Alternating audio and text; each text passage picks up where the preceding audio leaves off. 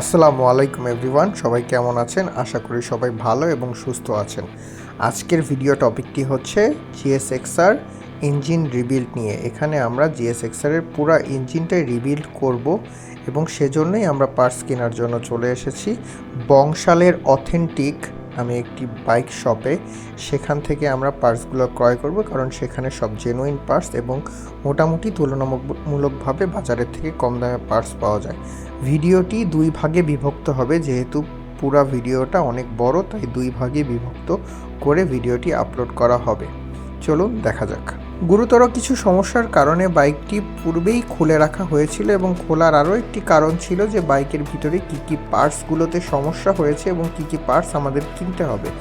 তো এখান থেকে আমরা পার্টসগুলো এবং বাইকের যে ডিঅ্যাসেম্বলি করা হয়েছে সেগুলো নিয়ে আমরা সার্ভিস সেন্টারে চলে যাব এবং সেখানেই সেই বাইকটি পুরোপুরিভাবে অ্যাসেম্বলি করা হবে।